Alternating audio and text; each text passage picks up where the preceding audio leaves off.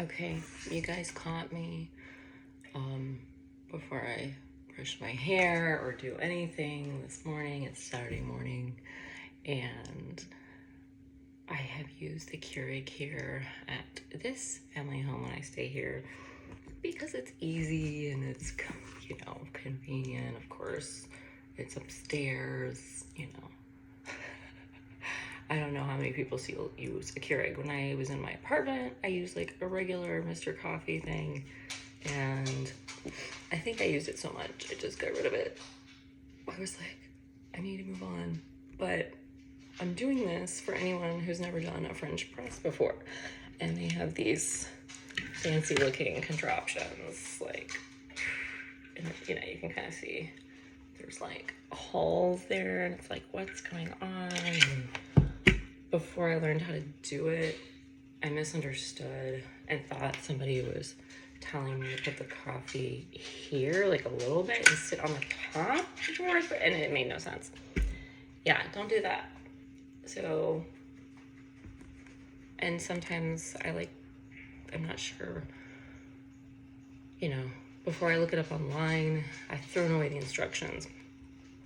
And sometimes I try to figure it out myself without looking it up. And usually that doesn't work out so well for me. So now that I know and I've learned, you have a grinder. Of course, separately, you're boiling water. I'm doing that on the stove right now. Get it hot, you have it boiling. I don't measure the beans anymore. I used to measure and think it was like important. I don't do it anymore because I like strong coffee. I don't know about you guys, so I just pour it as much as it will fit in the grinder. And this coffee is pretty good. If you guys ever want to try it, it's called Majorca. Okay, we got Majorca going, and then, you grind the coffee beans.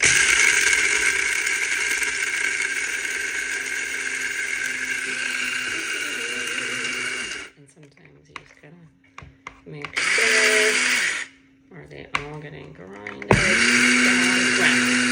Ground coffee.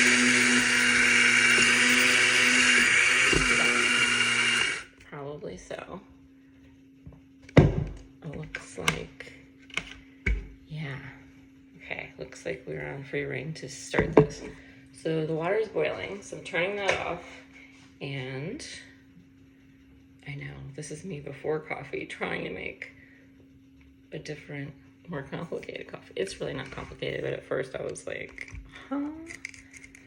So this is how I was taught. You pour it in, like the coffee grounds. You actually pour it in. I don't know if there's other types of French presses or other ways to do this, so that's kind of why I'm putting this out there, because I still haven't looked it up. So let me know if you have a different way or a different kind of press. But I've been pouring it in here and then pouring the water in,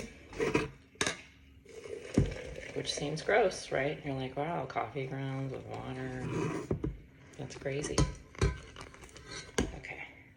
I get a little messy sometimes. I purposely don't try to like pour it in perfectly. I'm like, yeah, it's fine. And then there's like water all over the thing. Because I don't know if you guys know or remember, I've had an injury right here from like where my neck to my shoulders is. And so when I'm holding something heavy, like in that position, it really pulls. So I'm like, I'm more important than spilling stuff on the counter, right? So I digress. So we have that sitting here, and I was told, to kind of get the coffee grounds out with a knife, but I think I get most of them out anyway. So, and then I was just stirring them in for a second. So, whatever.